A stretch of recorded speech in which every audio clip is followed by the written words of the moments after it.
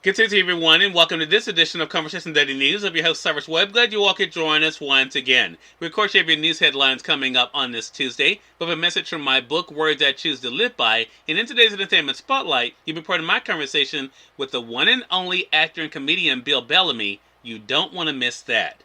Enjoy today's broadcast. For Conversation Daily News, I'm Cyrus Webb with your Tuesday headlines. In international news, officials say Russian missile strike hits crowded shopping mall.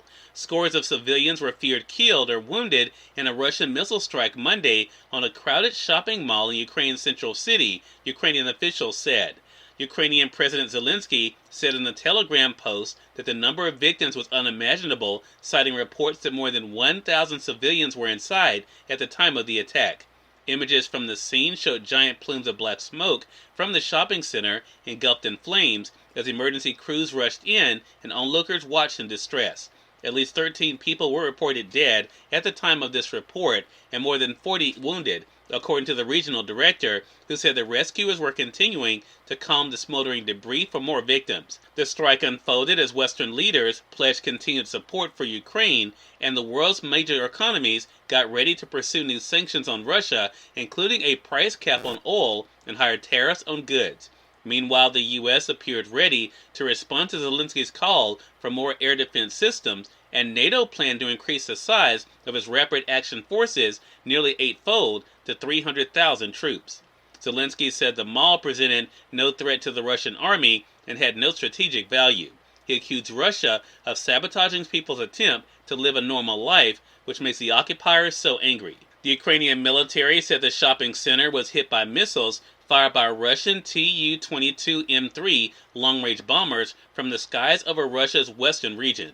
The Secretary of Ukraine's National Security and Defense Council said that one missile hit the shopping center and another struck a sports arena. The Russian strike carried echoes of attacks earlier in the war that caused large numbers of civilian casualties, such as one in March on the Mariupol theater, where many civilians had holed up, killing an estimated 600, and another in April on a train station that left at least 59 people dead. The attack happened as Russia was mounting an all-out assault on the last Ukrainian stronghold in an eastern Ukrainian part of the province. At least 8 people were killed and more than 20 wounded in that city when Russian rockets hit an area where a crowd of people gathered to get water from a tank.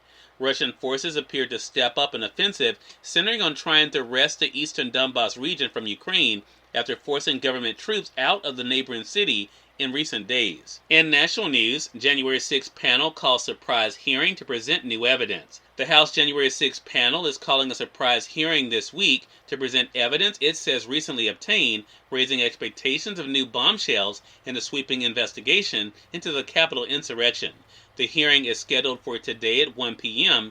after Congress left Washington for a 2-week recess. Lawmakers on the panel investigating the January 6, 2021 insurrection said last week that there will be no more hearings until July. The subject of the hearings is so far unclear, a spokesman for the panel declined to comment on its substance. The committee's investigation has been ongoing during the hearings that started 3 weeks ago, and the 9-member panel has continued to probe the attack by supporters of then-President Donald Trump. Among other investigative evidence, the committee recently obtained new footage of Trump and his inner circle taken both before and after January 6, 2021 from a British filmmaker. In sports, WNBA star Brittany Griner ordered to trial Friday in Russia.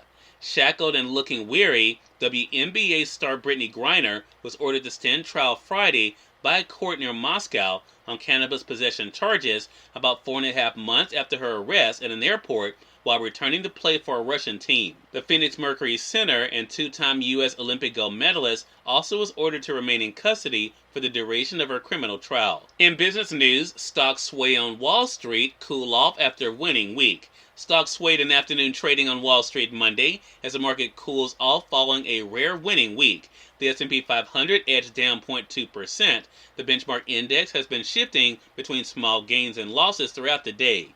The Dow Jones Industrial Average slipped 23 points, or 0.1%, to 31,473, and the Nasdaq fell 0.5%. In entertainment news, we have a winner. Elvis is king alone of box office after final tallies. Elvis has won its box office dance-off with Top Gun Maverick after the two films reported the same ticket sales on Sunday. Monday's final numbers has Elvis alone as king of the weekend. And finally, more entertainment news. Sean Diddy Combs receives Lifetime Honor at BET Awards. With a speech about his own inspirational dream for the black community, Sean Diddy Combs channeled the spirit of Martin Luther King Jr. while accepting the BET Awards' highest honor Sunday night.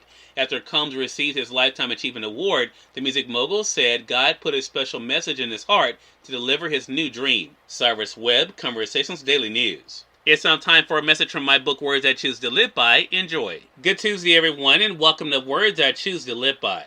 Looking for a reason to smile today? Remember that no matter what you might have thought or what you have been told, you were created to be a living masterpiece.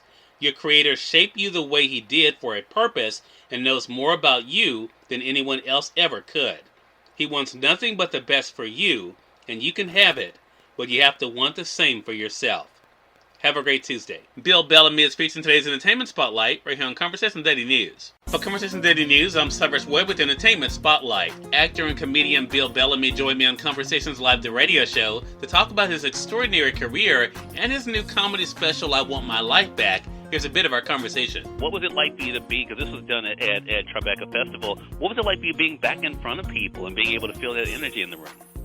It was so crazy because I had been, in front of people in a while, man. It was so crazy, man. It felt so good, and it makes you realize as a comedian or a performer how much you really do need the audience, because that energy lifts you up. And right. They came to laugh. You could see the reactions. People were like falling out all over the place. Yeah. And I had a chance to watch it on Prime Video. Bill, we're going to remind our audience, of course, that they can be able to watch it too. But what I love about you done with this special is you really kind of brought us all on one level, right? Because we all kind of went through this, where life was impacted, for all of us. What was that like for you? I'm curious. I mean, you talked about this experience, but what was the pandemic like for you? What is it to kind of help you get through it? It was really odd because in my life, and in my career, we've never had no work nowhere. Like, Hollywood shut down. There was no thing to do, no movies to be made or comedy specials at that time or whatever, because no one knew how to get around the safety protocols, right? Right. So it was kind of like, oh my God, in the sense that, I came out to Hollywood to make movies and then there's no Hollywood. There's got to be a way to fix this, right? And then there was no school. Like, how can there be no school? It was bananas. So while I'm going through this, I'm writing all these experiences down. I'm like, I can't be the only person going through this. Cyrus Webb, Conversations Daily News. We thank you all for tuning into this edition of Conversation Daily News. We'll have to get on tomorrow more news, a message from my book, Words I Choose to Live By, and of course your Entertainment Spotlight. Until then, I'm your host, Cyrus Webb, saying as always, enjoy your day, enjoy your life, enjoy your world. Thank you all for choosing Conversation Daily News today. Let's make today amazing. Take care.